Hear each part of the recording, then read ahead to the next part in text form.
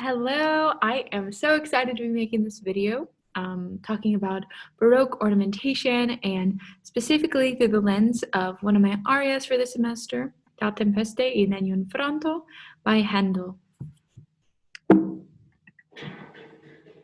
And to begin, I'd like to give just a general overview of what exactly ornamentation might be.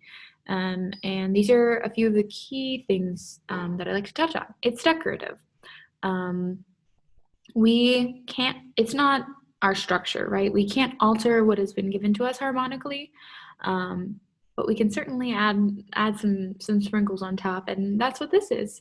And finally, these arias, at least from a Baroque standpoint and in Handel's music, they're going to be A, B, A section, right? So the A is going to be an introduction of the material. B is going to be likely modulated and like a secondary theme. In this case, it's the first sentence, and then the second sentence is in a different home key. And then when we repeat, we're back A, same exact material, but that's where we can provide contrast with our ornamentation. And lastly, I see ornamentation as opportunity to learn about oneself and to add one's musical fingerprint. Like, this aria could be so different for everyone, and I think that's a cool thing, you know? It's not, I mean, everybody's interpretation of any song is going to be totally different, right? If you really analyze, but when you have to create your own orientation, I mean, the possibilities are endless, right? So anyways, I could talk about that for hours and hours, but let us continue. So today's agenda, I'd like to break down at least how I found my construction process to be of my ornamentation into three main areas. So one, starting with the theoretical foundation, and as in theoretical, I mean like music theory, what harmonies have we been given, how can we stay true to those harmonies while also kind of jazzing them up? What does that look like? How does that look different when we are just expanding our tonic or our one function? And how might that differ from when we're really aiming towards dominant motion or like a big cadential moment? How might that differ? And then finally, or I'm sorry, excuse me, secondly, we're not quite to the finally. Secondly, in the vocal application, there might be some really cool things that we can do theoretically, and that would be more viable if we were playing an instrument. But in order to preserve the vocal quality, we might have to simplify things down a little bit, and that's what I personally had to do in my second and third and fourth iteration, you know, just kind of catering to the voice. But it's also important to note that what I might have to change or leave out or focus on or what have you might be entirely different from what another singer might be able to do, whether they're a super, super high coloratura soprano, lighter voice, or I've seen coloratura mezzo-sopranos do it, so they might have more comfort in their middle. Everybody's different. Like I said, I've seen a version where the end is an E6, and I've seen, you know, crazy rhythmic additions. It's all depending on the, like I previously said, like the strengths and the weaknesses of the individual, and it's really all I can keep saying is this is so cool to me. All right, now we're at the final objective today, is to speak further on personal exploration. Music making is such a vulnerable thing, and I think that in order to truly give ourselves most musically, we have to know not only our voice, but also our voice and our minds and in our heart, and how the choices that we can make can speak to those, and not just, like I said, the sounds that we make here, like how the musical nuance and structures that we add can impart like I've put here, the inner voice. So yeah, as musicians and singers, most of the time we're singing pieces that have been entirely written by other people. And I personally find myself a lot of time getting a very general interpretation. And I think that learning how to ornament and having to dissect what I find truly important in the music and the themes to me, like I said, in a situation where I'm adding certain things to the composition, has allowed me to see maybe what I can find in pieces that I'm not writing for at all. Like my leader, how can I be so specific and so and honor the little things and my inner voice in any piece that I do. So, that was another tangent, but there's so much opportunity here. So let's continue. Let's talk about it. Now, here I have a reduction of the original score, and then my transcription with ornamentation written in. So up here, we have, like I said, the transcription, and I have included some lovely Roman numerals that give me an on the paper understanding, so I'm not having to constantly read them, what harmonic action is happening. And I've also included a second level analysis to give me a more general idea.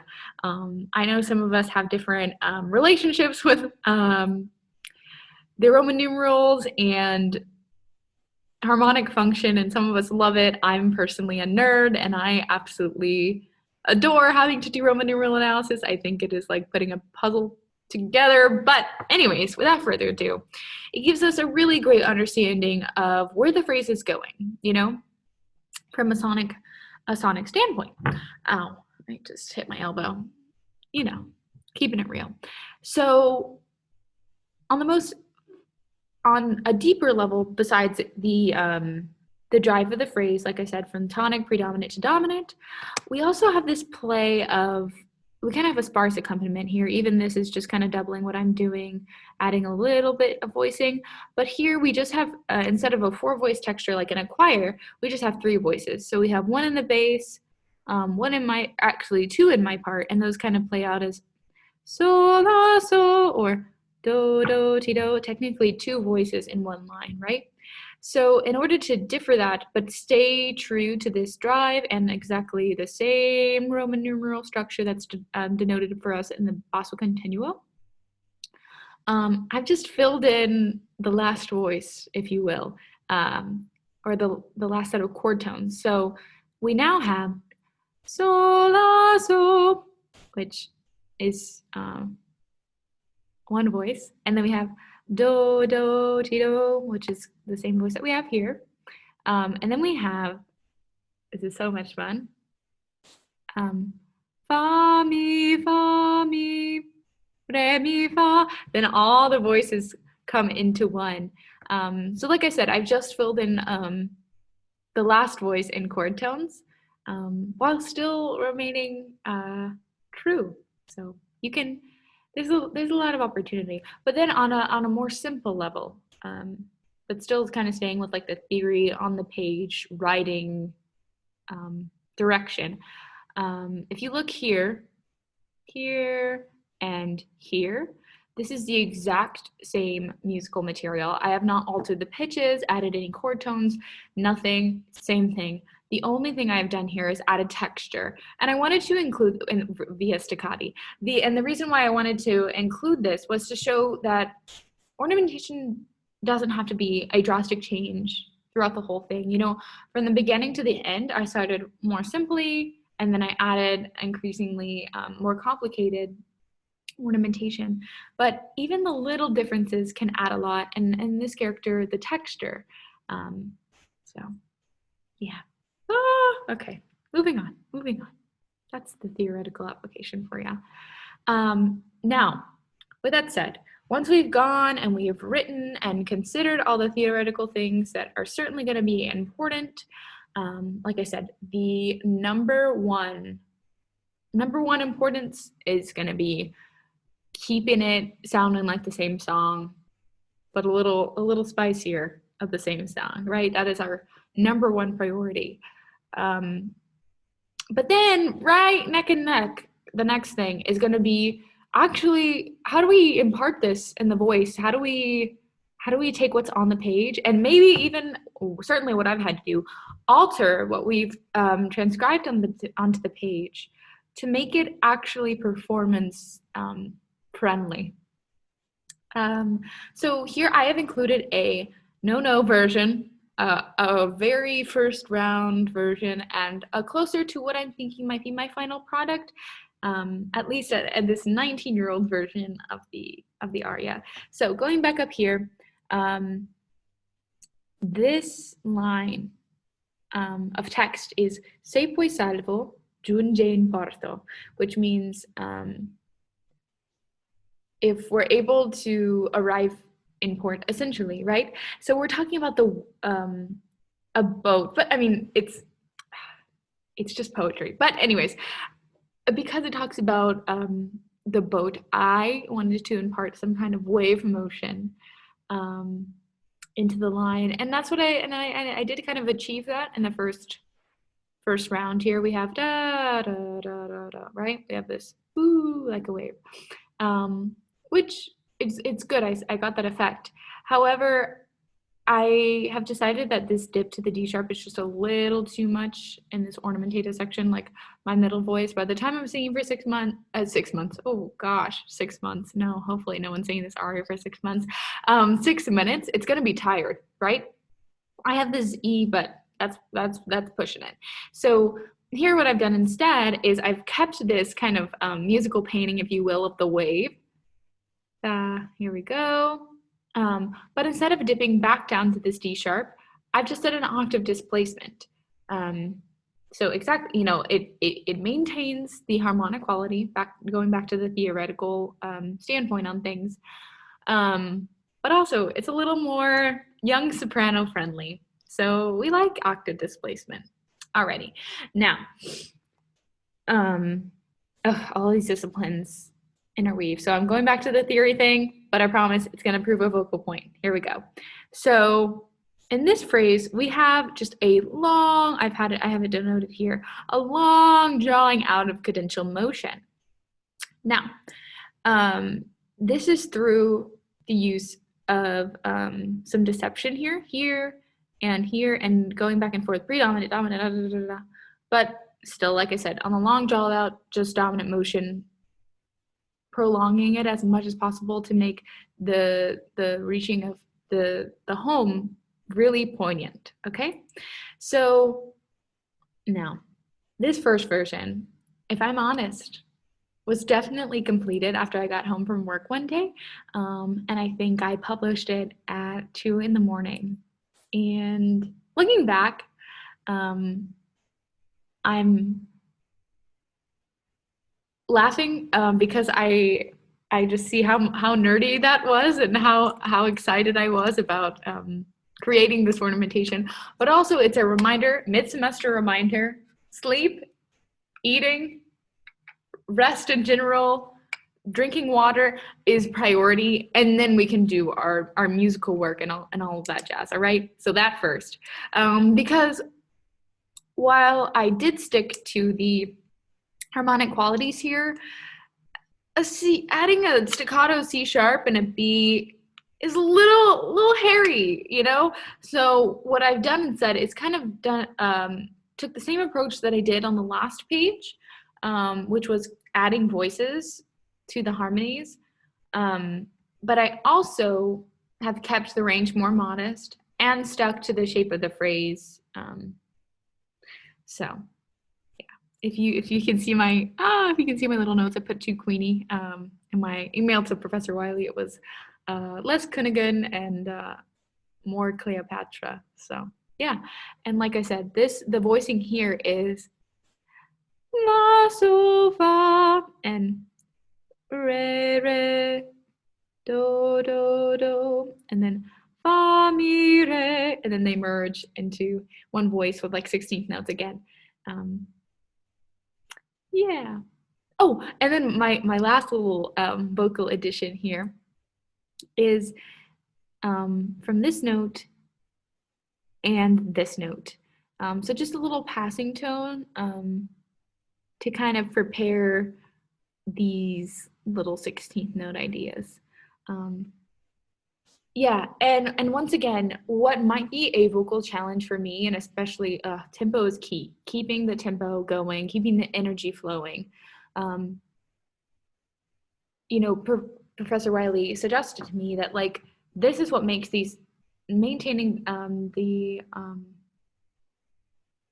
integrity of the tempo is what makes these arias so catchy. The da da da da da da da da da da da da da da da da da da da. That is what, like, I mean, for me, it's catchy for some, but for me, that's like me dancing. It's like da da da da da da da da da da da. I don't know. That's, anyways, another tangent. But someone who has a lighter voice might be able to fit all these notes in super accurately, super shiny focus. But for me, this range and this shape is something that's more viable. Anyhow, let's keep going. All right. Now, the next thing I'd like to speak on is personal exploration. I touched on this in the agenda, but knowing not only, okay, what works on the page, what works for our individual voice, but what speaks to, like I said, what's in our heart, how music makes us feel, and how we are truly the only ones who experience music the way we do. I think that is such a powerful phenomenon. Not you or I or another instrumentalist. We're all going to see it differently. And that's what brings us together. Additionally, a lot, last fall, I sang a Handel aria, and I wasn't quite at the theoretical or artistic development level to where I could write my own ornamentation. So I kind of just copied a little cadential ending for my aria. But as I've grown in the last year, and I understand the theoretical side more, and I understand my voice more, I was kind of ready to take on this journey this year. And I now agree, and I'm about to read you this beautiful quote, that when it comes to ornamentation, it is so important to go on the journey, write it for yourself, see what works for you, see how you can invoke that unique, like I was saying a second ago, that unique interpretation that only you can provide into the music. All right, with all that said, let me go ahead and read this quote. So Ronald Roseman was a prolific oboist composer. He's fabulous. I have listened to several of his recordings, and here we go. He so brilliantly says, "I personally believe that playing someone else's ornamentation is not a very good idea. It might be useful to have another person give you ideas or criticism." Imparting a little thing here. Professor Wiley has really helped me understand like what direction I should go in, and I don't know. It helps so much to get another word. So while you don't want to copy, having another person's ideas and getting to work with a pianist really, really helps. Okay, let me continue on and stop blabbering. However, your ornamentation should reflect your own conception of your instrument, or la voce, the kind of musical things you like to play, and your vision of the composition. So going back here, what you love up here, what you love in here, and then he says, Baroque music is never a set of coded instructions to be followed to the letter. At the time, articulation, phrasing, dynamics, and ornamentation were all considered to be within the province of the performer. Above all else, you should be free and expressive with the music. I don't mean undisciplined, but your performance in all of its aspects should be an expression of your love and an understanding of the piece and your personality as a player. This is perhaps why playing Baroque music is such an inexhaustible, rich, and joyful experience. And I cannot agree more. the amount that you're able to learn in the preparation process and molding it to, or the compositional process, molding it to your instrument further, and then seeing how it comes to life, it's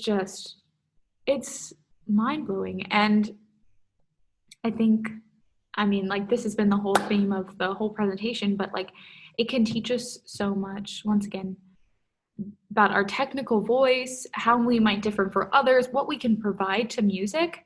And then what I found, once again, like I've mentioned previously, is that I am seeing the music that I don't have any ornamentation or compositional position in.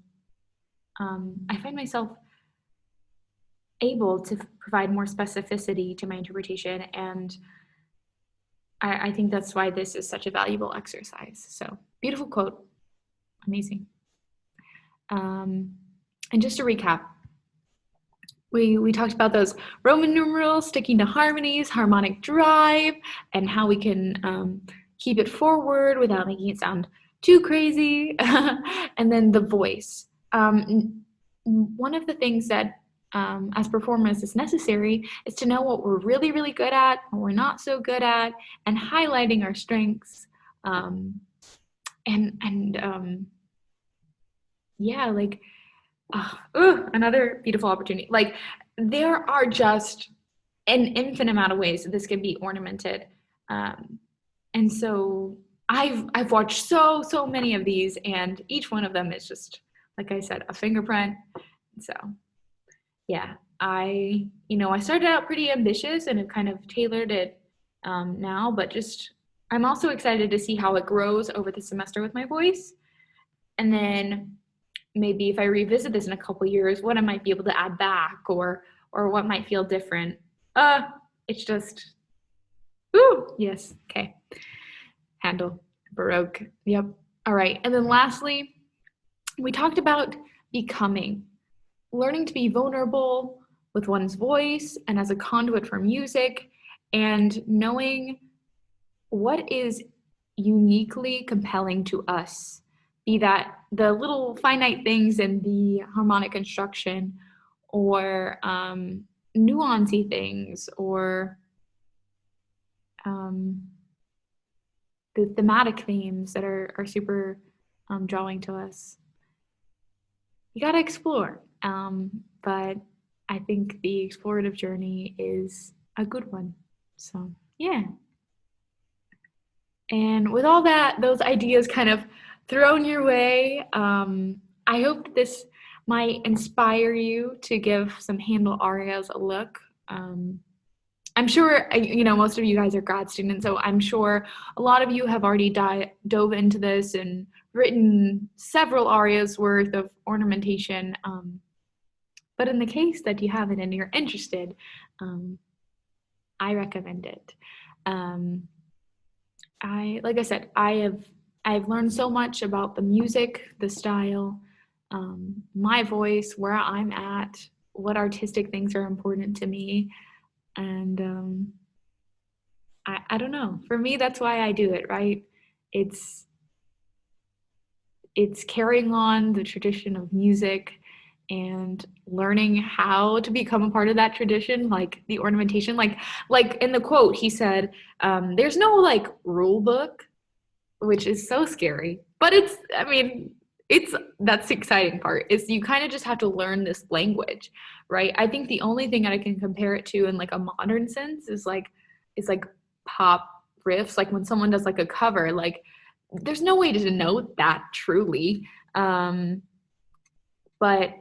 And I think it was the case for the Baroque performers. Ornamentation was such an everyday thing that it was natural. It came to them, right?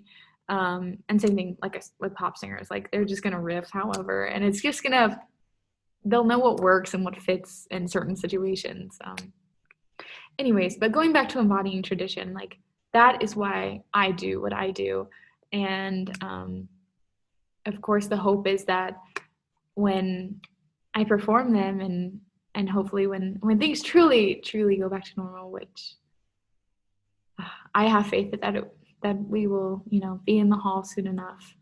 But beyond embodying the tradition, I hope that when I present these, that it will provide for my audience what they are needing on that given day. You know, be that a smile, a laugh, to hear some high notes for funsies, you know, or what have you, to touch their heart. So yeah, I that's I'm getting on a very personal note here, but when we're in a situation like this and we're away from the performance space and we're not getting to engage with audiences as much as possible, this is what keeps me pushing. It's the never-ending journey, the never-ending search to just learn,